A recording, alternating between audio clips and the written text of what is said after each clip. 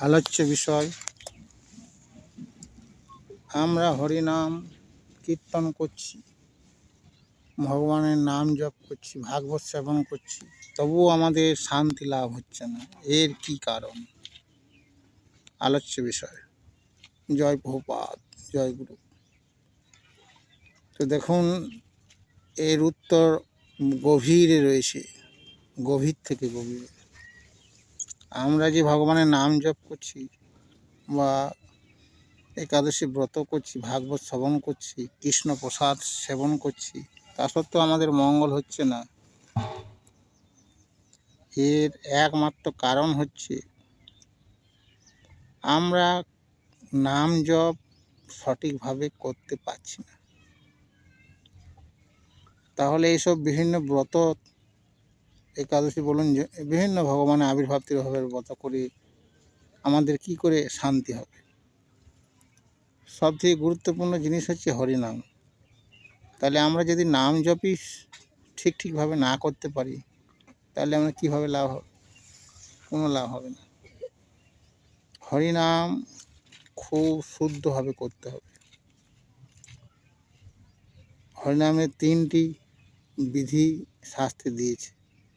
এক, নিরপরাধে হরিনাম, এটা হচ্ছে সব থেকে উৎকৃষ্ট। এর আগে 2টি রয়েছে, একটা হচ্ছে অপরাধযুক্ত হয়ে নাম, আর একটা শুদ্ধ নামের অনুশীলন। তো আমাদের ম্যাক্সিমাম আমরা জীব কী করছি, ওই নাম অপরাধ যুক্ত হয়ে বিভিন্ন অপরাধ আমরা করছি নিত্য, এবং তারপরে ভগবানের নাম জপ করছি। তাও আবার 16 মালা জপ আমরা নিত্য কেউ করতে পারি না। তাহলে একে তো জপ আমরা বেশি করে করতে পারি না, 2 নম্বর যদিও কেউ হয়তো করে, কিন্তু সঠিকভাবে করতে পারে না।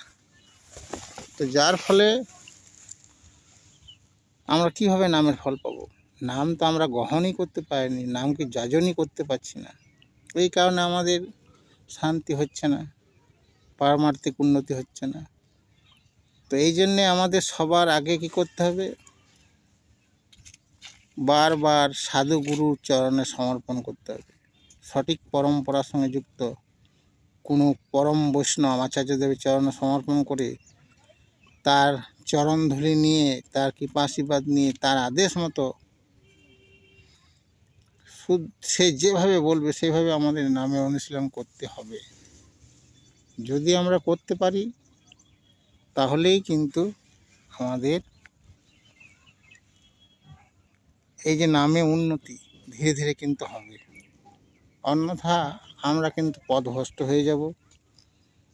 তো ম্যাক্সিমাম দেখা যায় আজকালকার দিনে সমর্পণ অনেকেই করছে, কিন্তু পথভ্রষ্ট হয়ে যাচ্ছে। তো ভক্ত 3 রকমের: কনিষ্ঠ ভক্ত, মধ্যম ভক্ত, উত্তম ভক্ত। তো কনিষ্ঠ ভক্ত সমর্পণ করার সঙ্গে সঙ্গেই কিছুদিন ভগবানের সেবা হয়তো অপরাধযুক্ত হয়ে করার পরেও কী হচ্ছে, মধ্যম স্তরে আর যাচ্ছে না। তো মধ্যম স্তরে যেতে গেলে উত্তম ভক্তের সঙ্গ করতে হবে, আর উত্তম ভক্তের সঙ্গ করলেই মধ্যম ভক্ত হয়ে যাবে মধ্যম ভক্ত। আর মধ্যম ভক্ত থেকে ধীরে ধীরে নাম জপ করতে করতে উত্তম স্তরে চলে যেতে হবে বা চলে যাওয়া যায়। তো সেই জন্য সঠিকভাবে আমাদের সব কিছু করতে হবে। নাম জপ ওই 16 মালা দিয়েছে প্রভুপাদজি, উপায় নেই, কলিযুগ, আপনারা হয়তো শুরুই করতে পারবেন না সেই জন্যে। কিন্তু প্রকৃতপক্ষে 1 লক্ষ অর্থাৎ 64 মালা জপ করতেই হবে, এবং অতি নিষ্ঠার সহিত জপ করতে হবে। একদিকে নাম জপ করছেন, আর একদিকে হয়তো কারোর সঙ্গে বাক্যলাপ করছেন, বা টিভি খুলে আপনি টিভিতে বিভিন্ন সিরিয়ালকে আপনি দর্শন করছেন, বা রাস্তাঘাটে পথের মাঝে নাম জপ করতে, মালা নিয়ে নাম জপ করতে করতে। এইভাবে কি জপ হয়? জপ করা মানে কি জানেন? নাম পরম ব্রহ্ম, সাক্ষাৎ পরম ব্রহ্ম। নাম আর ভগবানের মধ্যে কোনো ভেদ নেই। তাহলে নাম করার অর্থ ভগবানের সঙ্গ করা, নাম জপ করার অর্থ। তাহলে ভগবানের সঙ্গ করতে গেলে বুঝতে পারছেন যে কত নীরবতা প্রয়োজন আছে, এবং কত মনকে একাগ্রতার প্রয়োজন আছে। নাম জপ করতে গেলে একটা ফাঁকা জায়গায় বা নির্দিষ্ট আপনার রুমে মাতা তুলসী দেবীকে রেখে নিরন্তর কৃষ্ণ নামের অভ্যাস আপনি করুন।